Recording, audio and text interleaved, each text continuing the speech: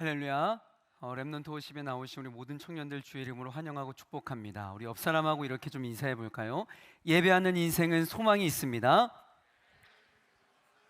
아멘. 여러분 정말 그렇습니다. 예배하는 인생, 하나님께서 그 인생을 책임져 주실 줄 믿습니다. 오늘 하나님 말씀 볼 텐데 열왕기상 18장 30절부터 40절까지의 말씀, 우리 서로 한 절씩 교독하도록 하겠습니다. 열왕기상 18장 30절부터 40절, 제가 먼저 30절 말씀 읽겠습니다. 엘리야가 모든 백성을 향하여 이르되 내게로 가까이 오라. 백성이 다 그에게 가까이 가매 그가 무너진 여호와의 제단을 수축하되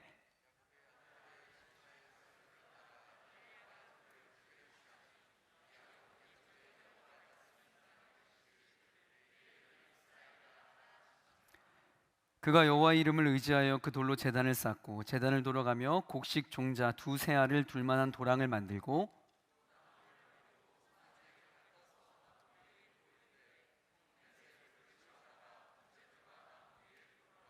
또 이르되 다시 그리하라 하여 다시 그리하니 또 이르되 세 번째로 그리하라 하여 세 번째로 그리하니 저녁 소재 드릴 때에 이르러 선지자 엘리야가 나아가서 말하되 아브라함과 이삭과 이스라엘의 하나님 여호와여, 주께서 이스라엘 중에서 하나님이신 것과 내가 주의 종인 것과 내가 주의 말씀대로 이 모든 일을 행하는 것을 오늘 알게 하옵소서.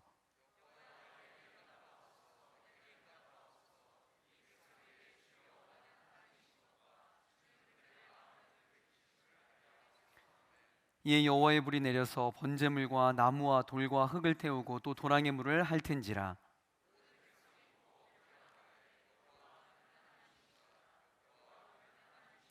함께 읽습니다. 엘리야가 그들에게 이르되 바알의 선지자를 잡되 그들 중 하나도 도망하지 못하게 하라 하매 곧 잡은지라. 엘리야가 그들을 기손 시내로 내려다가 거기서 죽이니라. 아멘.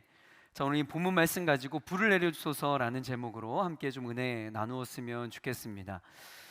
여러분, 우리 남자들이, 특별히 형제들이 이렇게 허세 필드를 펼칠 때 늘 언급되는 이야기 중에 하나가 무엇이냐면 17대 1의 싸움이에요.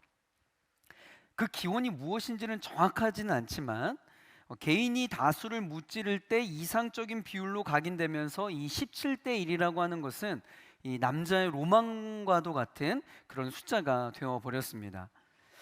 하여튼 자매님들, 형제들이 누군가가 좀 그런 이야기를 한다면 제가 장담하건대 대부분 17명째에 속해 있거나 17대 1에서 대 심판하는 대 이 정도가 되지 않을까 싶습니다.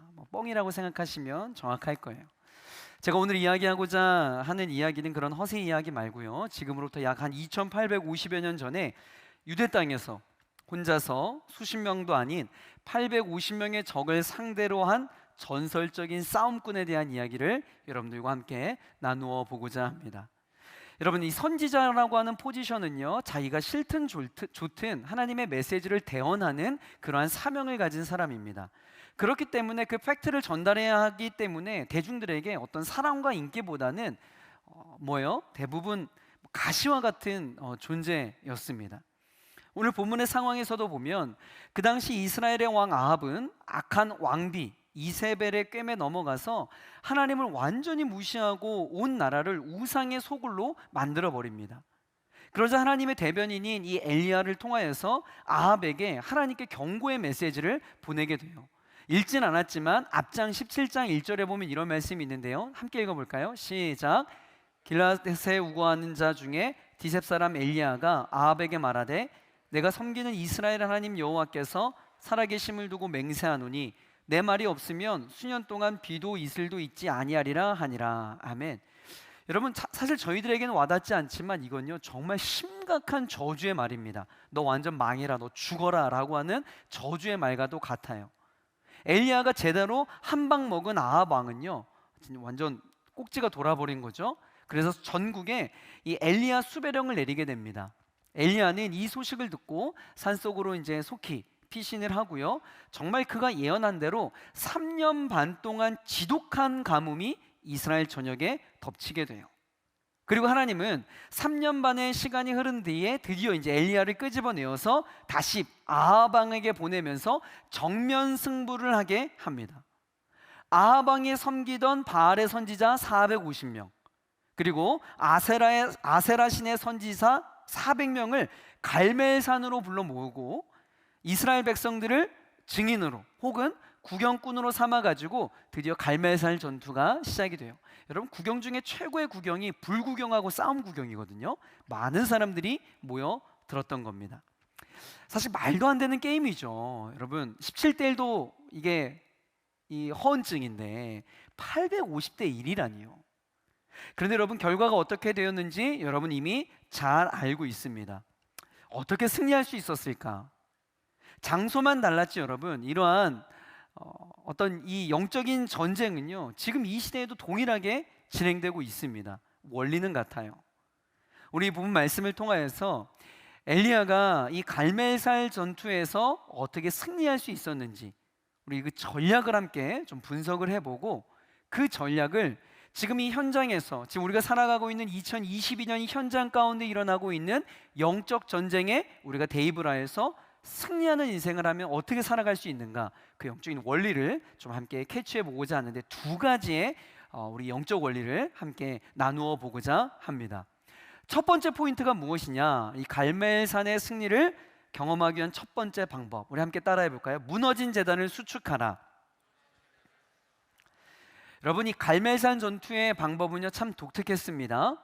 제단에 이 제물을 놓고 바알과 아세라의 선지자 850명과 이 엘리야가 각자의 신에게 기도하면서 누구든지 하늘에서 불을 내려 그 제물을 태우는 신이 진짜다, 그 신이 참신이다 라고 결정짓는 아주 단순한 게임이었습니다.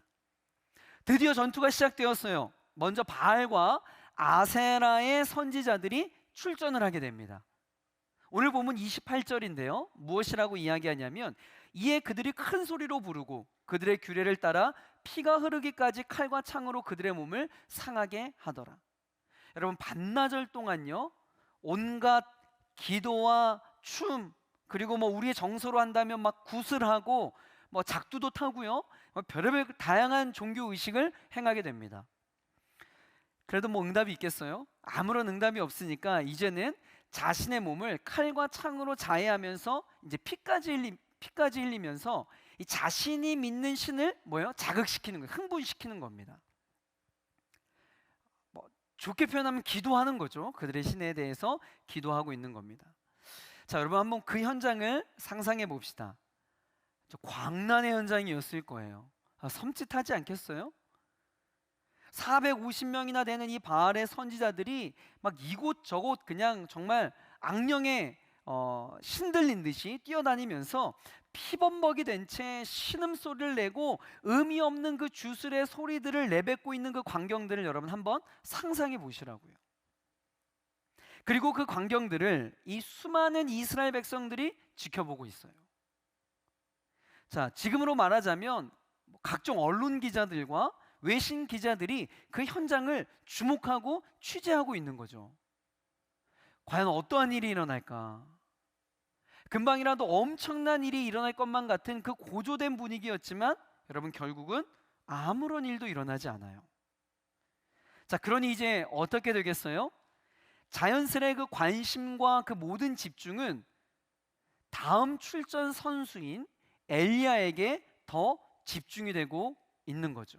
자, 그리고 마침내 엘리야가 한껏 고조된 그 현장 분위기를 압도하면서 입을 떼기 시작합니다. 그게 30절 말씀이거든요. 우리 함께 읽어볼까요? 시작.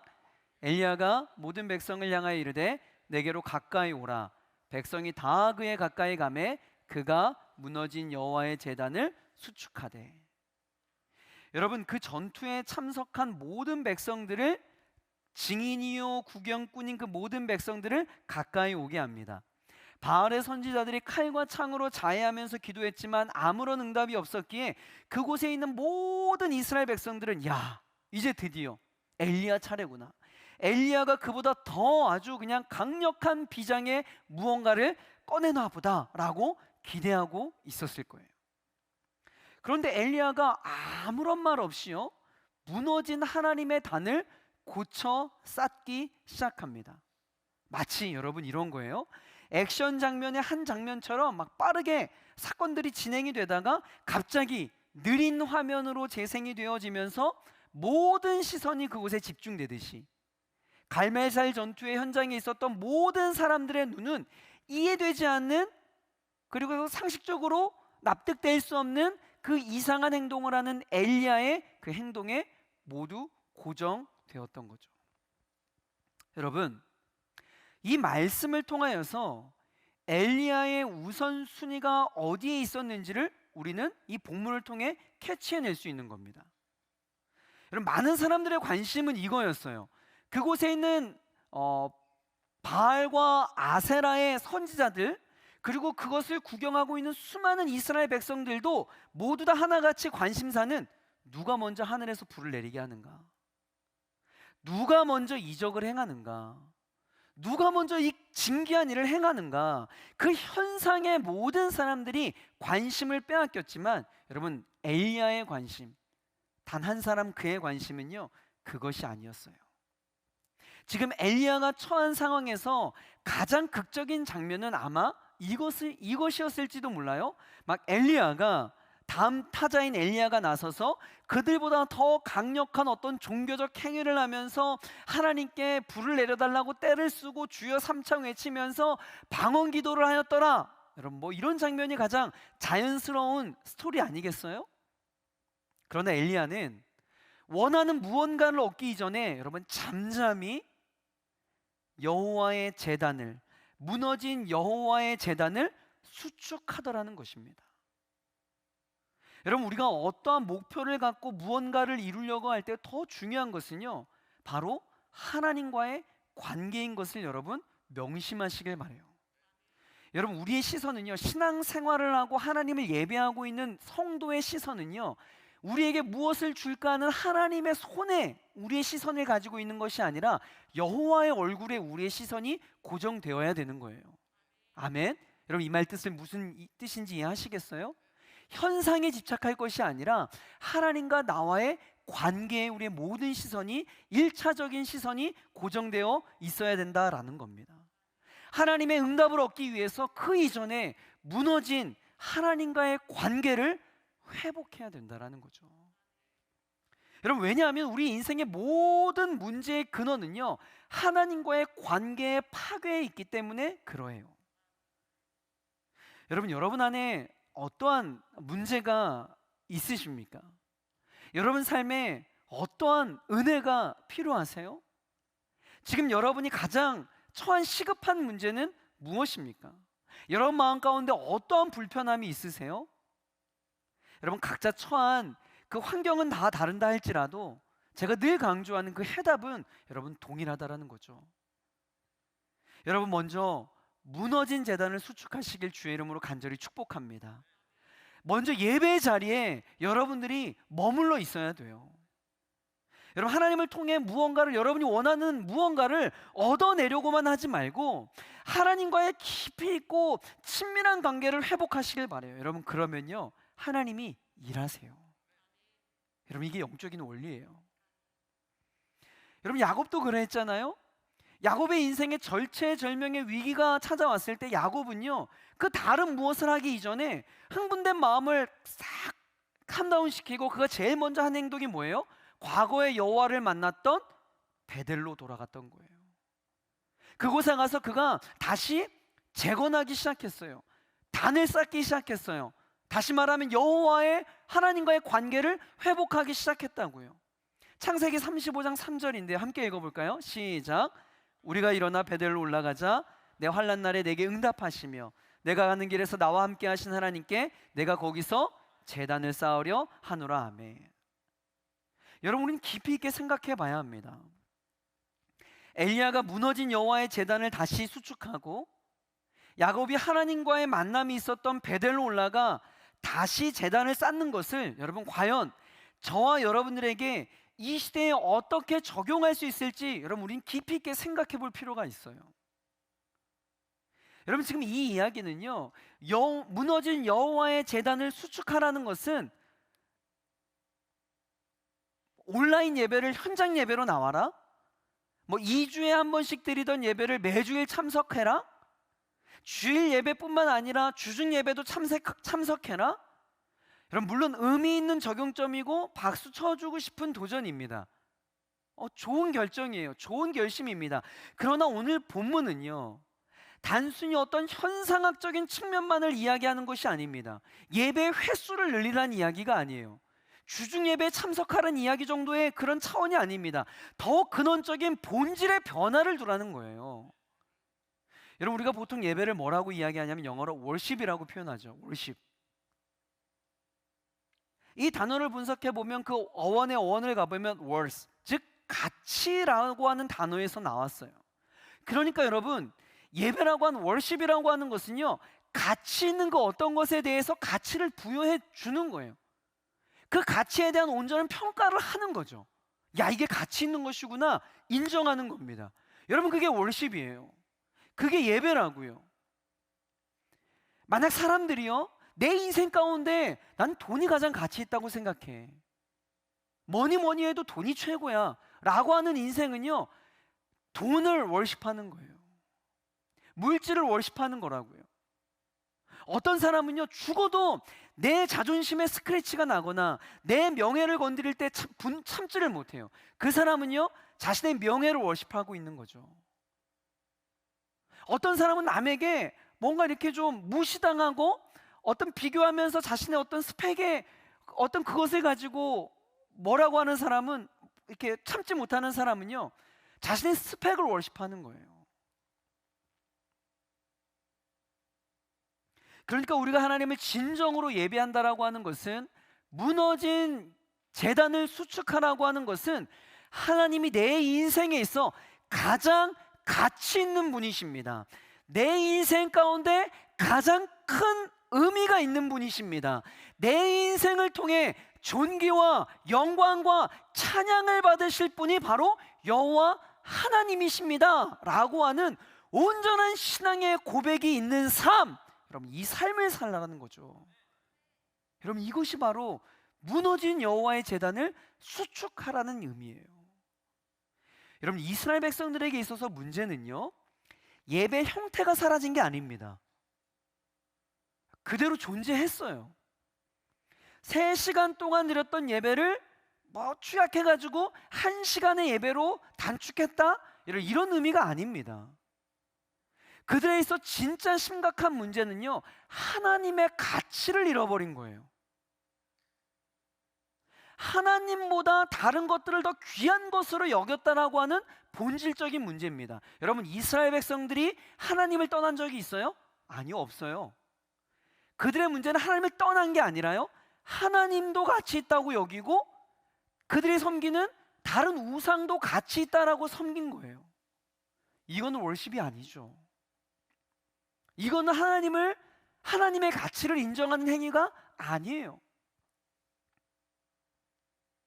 엘리야가 무너진 여호와의 제단을 수축했다라는 것, 여러분, 이것은요, 예배의 본질을 회복하겠다라고 하는 굳은 의지인 것입니다. 예배의 본질이 회복된 그곳에서 여러분, 여호와의 불이 임하는 줄 믿으시길 바랍니다.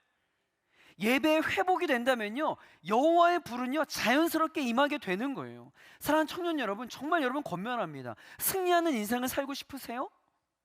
하나님께 쓰임받는 인생을 살고 싶으십니까? 여러분의 삶에 여호와의 불이 임하길 여러분 원하세요? 여러분, 그렇다면 제일 먼저 무너진 여호와의 제단을 수축하시길 주의 이름으로 간절히 축복합니다. 분산된 여러분의 마음을 하나님께 온전히 드리시기를 주의 이름으로 간절히 축복합니다. 그게 첫 번째예요, 여러분. 그게 첫 번째. 여러분, 갈멜산의 승리를 경험하기 위한 두 번째 방법, 첫 번째는 무너진 여호와의 제단을 수축하라, 하나님의 하나님 되심을 인정하라 였다면, 두 번째는요, 여호와의 이름을 의지하라랍니다. 따라해 봅시다. 여호와의 이름을 의지하라. 여러분, 지난번에 어떤 다른 목사님께서도 이 책을 소개한 적이 있는데요, 이 노벨 문학상을 받은 페터 한트케라는 작가가 있습니다. 그의 대표적인 책의 제목이 무엇이냐면 페널티킥 앞에 선 골키퍼의 불안이라고 하는 책이에요. 여러분, 책 제목이 말해주는 어떤 묵직함이 느껴지지 않으세요? 페널티킥에 서는 데잖아요. 관중은 환호합니다. 우울의 소리를 보내요. 경기장은 당장이라도 폭발할 듯한 굉음이 울립니다. 수만의 관객들이 그 관중 속에서 딱 두 명만 긴장을 하는데요. 공을 차는 선수와 공을 막는 골키퍼. 한쪽은 창이요, 한쪽은 방패할 수 있어요. 골을 넣으려는 집념과 골을 막으려고 하는 그 집념이 극도로 부딪히는 아주 긴장된 상황. 그 상황 속에서도 가장 극도의 스트레스를 받는 사람은 누굴까요? 바로 골대 앞에 선 골키퍼예요.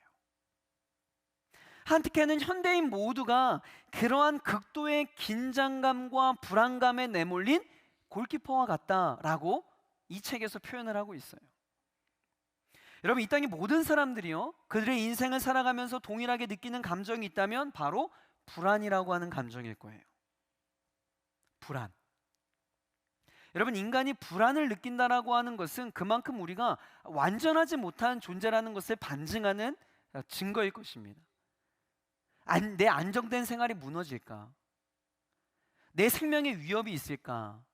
관계의 상실에 대한 불안, 알 수 없는 미래에 대한 염려 등등 우리는 여러 모양의 불안을 경험하게 돼요. 그래서 우리들은요, 그 불안을 해결하기 위해서 다양한 노력과 시도를 하게 됩니다. 제일 처음으로 그 인생들의 불안이 느낄 때 하는 시도가 무엇이냐면 나름 누군가 의지함으로 안정을 되찾으려고 하는 노력을 해요.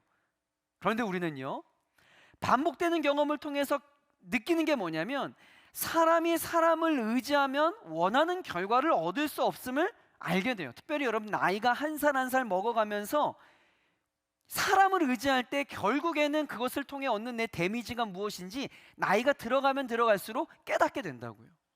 현타가 오는 거죠. 그럼 다음 단계가 뭐냐면 힘을 의지하는 거예요. 어떤 파워. 가장 쉬운 힘이 뭐냐면 물질의 힘을 의지하게 돼요. 왜냐하면 웬만한 것들 커버가 되거든요. 이것들로 해결할 수 있는 것이 상당히 많거든요. 그런데도 우리는 그 결과를 알고 있어요. 그 어떤 힘을 의지한다고 해도 완벽하지 않고 또 다른 불안을 야기할 수밖에 없는 우리는 본질적 한계에 부딪히는 불완전한 인생이라는 것을 모든 인생이 알고 있어요. 티만 안 낼 뿐이야. 왜 그러하냐면 여러분, 피조물인 우리들이 그것을 피조 세계에서 의지 대상을 찾기 때문에 한계에 부딪히는 거예요. 아무리 발버둥 쳐도요. 그렇기 때문에 여러분, 우리는 이 땅에서의 진정한 평안을 또 진정한 승리를 맛보기 위해서는요, 우리가 의지할 대상을 이 피조 세계에서 찾을 것이 아니라 뭐예요? 창조주 하나님께, 이 피조 세계의 바운더리를 초월하시는 창조주 하나님께 그 시선을 돌려야 한다는 거예요. 여러분, 아멘이십니까?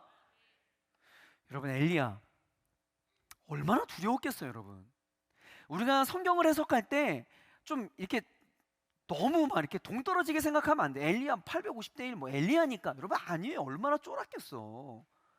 막 아브라함 막 이삭 내칠 때 막 열리도 내를 치겠다. 아니에요. 여러분, 그 마음이 얼마나 썩어 들어가겠어. 우리가 똑같다고요. 제발 막 그 인물들을 제발 신격화하지 마시고.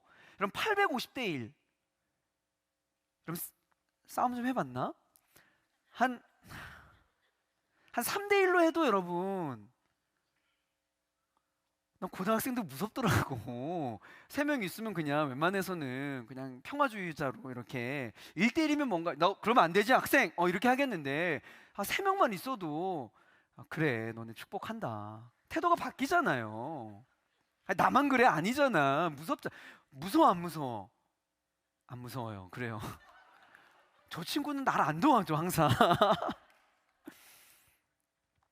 850대 1, 850대 1. 여러분, 객관적으로 그곳에서 그가 기도하는데 여러분, 불이 안 내렸어요? 바로 죽음이에요. 바로 뭐 창피하고 이런 것 떠나서 바로 죽음이라고요.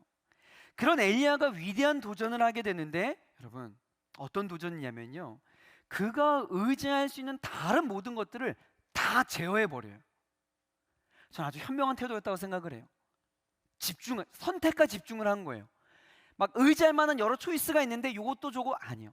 자기가 의지할 수 있는 모든 것들을 다 제어하고 나 오직 여호와의 이름만을 의지하겠노라고 올인해요. 선포해요. 32절 말씀인데요, 함께 읽어볼게요. 시작. 그가 여호와의 이름을 의지하여 그 돌로 제단을 쌓고 제단을 돌아가며 곡식 종자 두 세알을 둘 만한 도랑을 만들고. 자, 여러분, 객관적으로 바알의 선지자 450명, 아세라 선지자 400명 앞에 선 엘리야가 그 자신을 객관적으로 평가할 때는 정말 약하기 그지없는 존재였어요. 그러나 엘리야는 알고 있었습니다. 자신은 약하지만 내가 의지하는 하나님은 만왕의 왕이시고 우주 만물과 모든 역사를 주관하시는 참신이라고 하는 그 사실을 확신하고 있었어요. 적어도 엘리야는 그랬다고요. 여러분, 세상이요, 아무리 강한 자라도요, 하나님은 대적할 수 없습니다. 온 세상의 강한 자들이 다 연합하여 하나님을 대적한다고 하여도요, 예수 그리스도께서 십자가에 흘리신 그 보혈 한 방울만도 못하다라는 걸 여러분 믿으셔야 됩니다. 여러분, 다윗도 그랬어요. 우리가 잘 알고 있는 것처럼 골리앗 앞에 선 다윗, 얼마나 볼품없어요. 그러나 그 다윗이 무엇이라고 선포합니까? 여러분, 잘 알고 있는 말씀이잖아요. 사무엘상 17장 45절 함께 읽어볼까요? 시작. 다윗이 블레셋 사람에게 이르되 너는 칼과 창과 단창으로 내게 나아오거니와 나는 만군의 여호와의 이름 곧 내가 모욕하는 이스라엘 군대 하나님의 이름으로 내게 나아가노라. 아멘. 여러분, 다윗이요, 자신을 바라보면 객관적으로 전투력을 비교해보면 이건 뭐, 근데 이 다윗이 여호와의 이름으로 나아갈 때 어떻게 됩니까? 골리앗을 단번에 거꾸로 때려서요, 하나님의 살아계심을 만방에 선포하는 것 아니겠어요? 여러분, 여호와의 이름을 의지하세요. 그 영광과 권능의 이름을 의지하기 시작할 때 여러분, 제일 먼저 어떠한 일이 일어나는 줄 아세요? 그럼 배짱이 생깁니다. 여러분 삶에 영적인 자신감이 생기게 돼요. 정말이에요. 여러분, 엘리야 보세요. 여러분, 엘리야가 기본적으로 강직한 사람이 아니에요. 19장에 보면 자신의 생명을 해치려고 하는 아합을 피해서요, 도망갑니다. 로뎀나무에 딱 앉아가지고 한다는 소리가 뭐냐면, 나만 남았다고, 내 편은 아무도 없다고, 예? 차라리 이럴 거면 나 죽여달라고 징징대고 있는 그 모습이 엘리야의 원래, 어떻게 보면 그게 엘리야의 본 모습이에요. 그런 소심한 엘리야가 여호와의 이름을 의지하기 시작하니까 여러분, 헷가닥 가버린 영적인 배짱이 생기는 거예요. 제단을 쌓아요. 번제물과 그 나무 위에 큰 통 4개의 물을 가득 담아와서 단에 붓기를 3번이나 한 겁니다. 그리고 12번이나 그렇게 한 거죠. 35절 말씀 볼까요? 시작.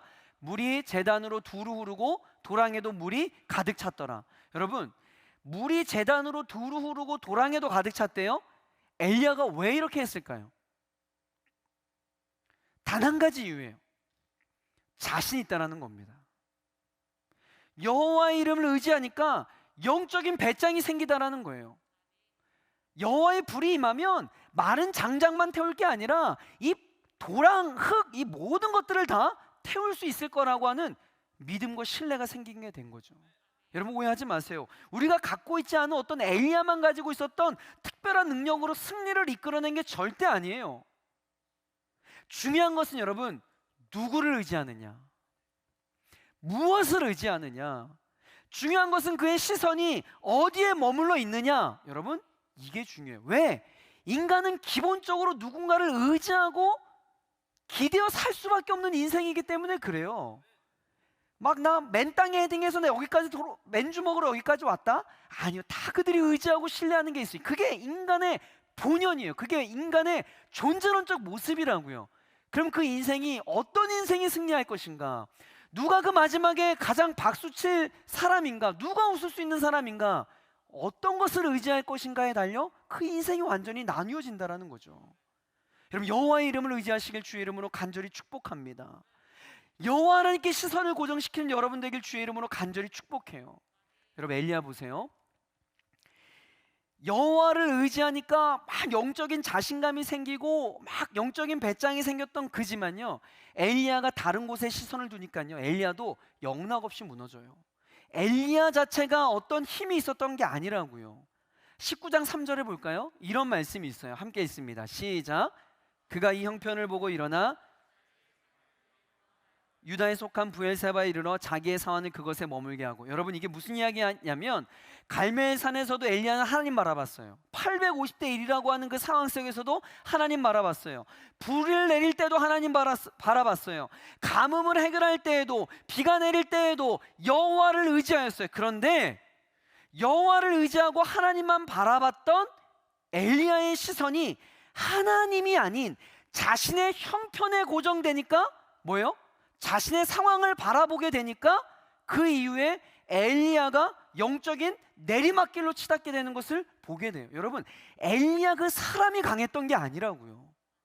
엘리야의 시선이 여호와께 고정되었을 때 놀라운 일이 일어났지만, 그의 시선이 여호와 하나님이 아니라 자신이 처한 환경, 내 상황을 바라보니까 그도 영락없이 영적인 내리막길로 치닫게 되더라는 것입니다.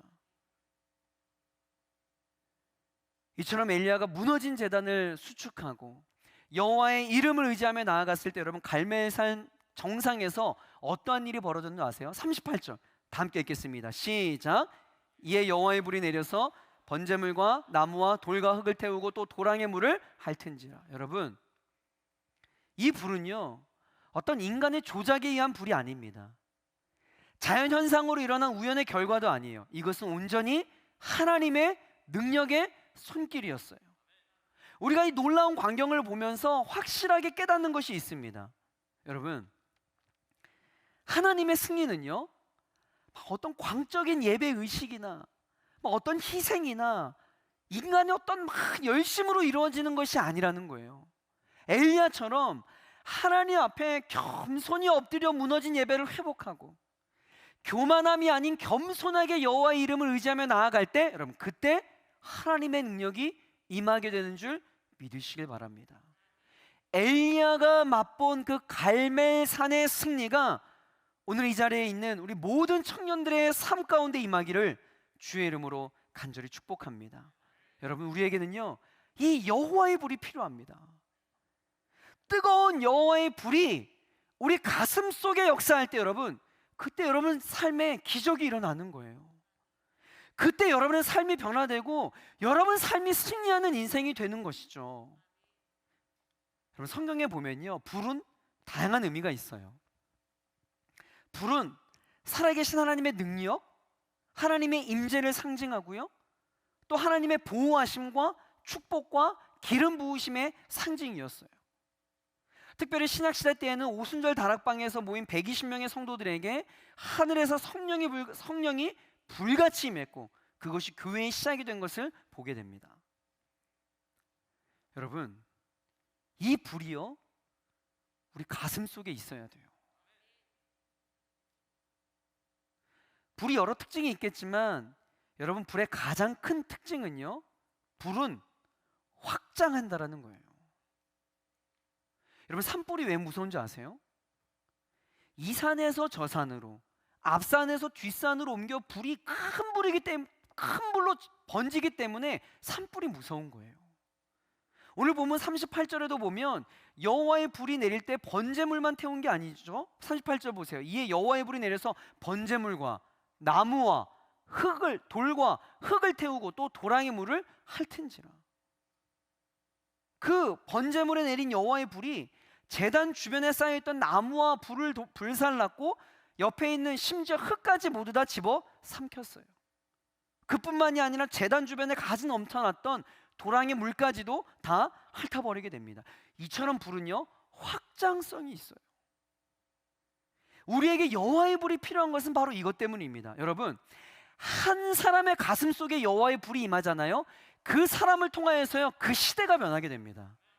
하나님의 역사를 보면, 하나님께서 그 역사, 하나님의 나라를 어떻게 이루어 가시는지를 보면 그 시대마다 여호와의 불을 품었던 그 한 사람을 통하여 그 시대가 변화된 것을 보게 돼요. 여러분의 심령 가운데 여호와의 불이 임하잖아요. 여러분을 통하여서 여러분의 가정이 변화되는 거예요. 여러분 마음 가운데 성령의 불이 임하잖아요. 여러분 한 사람을 통하여 여러분 직장이 변화되게 되는 거예요. 우리 대학생 여러분들, 여러분 한 사람 마음 가운데 심령에 여호와의 불이 임하잖아요. 여러분 한 사람 때문에 그 캠퍼스에 성령의 불이 임하게 되는 줄 믿으시길 바랍니다. 그렇기 때문에 우리 안에 성령의 불이 필요해요. 우리 안에 불이 있어야 된다고요. 동시에 오늘 이 자리에 나온 모든 여러분들이 저는 화요 레머를 확장시킬 여호와의 불이 되길 주의 이름으로 간절히 축복합니다. 이 청년 예배의 모임이 우리를 통하여서 이 강동구 전체를, 이 서울시 전체를, 이 대한민국 청년 전체를 불태울 여호와의 불이 될 줄 믿습니다. 말씀을 정리하겠습니다. 여러분, 우리의 삶 가운데 갈멜산의 승리를 경험하게 되는 이유는요, 단 한 가지 이유예요. 저는 오늘 39절 말씀으로 마무리를 하려고 하는데 함께 읽어볼게요. 시작. 모든 백성이 보고 엎드려 말하되 여호와 그는 하나님이시로다. 여호와 그는, 여러분, 저는 갈멜산의 승리를 통한 가장 큰 축복은 바로 이 말씀이라고 생각을 해요. 그 갈멜산의 승리를 통하여서 많은 사람들이, 그곳에 모여있던 수많은 이스라엘 백성들이 여호와 하나님이 참신이로다, 하나님이 진짜 참신이시로다 라고 그들이 고백하며 하나님의 하나님 되심을 인정했다라는 거예요. 다시 말하면 예배의 불이 확장되어져서 그들도 그들의 인생의 만왕의 왕이신 하나님을 인정하기 시작했다라는 것입니다. 전 여러분을 통하여서 주변의 영혼들이 그러한 신앙의 고백들을 하는 그 경험을 하길 주의 이름으로 간절히 축복합니다. 사랑하는 청년 여러분, 제일 먼저 무너진 재단을 수축하시길 주의 이름으로 간절히 축복합니다. 그리고 여러분, 의지할 것 참 많은데 여러분 여호와의 이름을 의지하길 주의 이름으로 축복해요. 그러면 성령의 불이 여러분 가슴 가운데 임하게 될 것이고, 여러분을 통하여서 많은 사람들이 하나님의 하나님 되심을 인정하게 될 것입니다.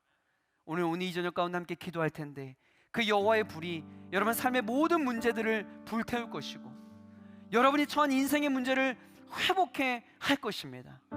성령의 불이 임한 여러분 한 사람을 통하여서 하나님께서 놀라운 일을 행하실 줄 믿습니다. 아멘. 아멘. 우리 시간 말씀 함께 가슴에 새기며 함께 이 찬양이 했으면 좋겠는데요, 삶의 예배라는 찬양입니다. 하나님, 우리가 먼저 우리 삶 가운데 무너진 예배를 회복하겠습니다. 우리 삶의 예배를 온전히 회복하겠습니다. 그런 믿음의 고백을 담아서 우리 함께 이 찬양 하도록 하겠습니다.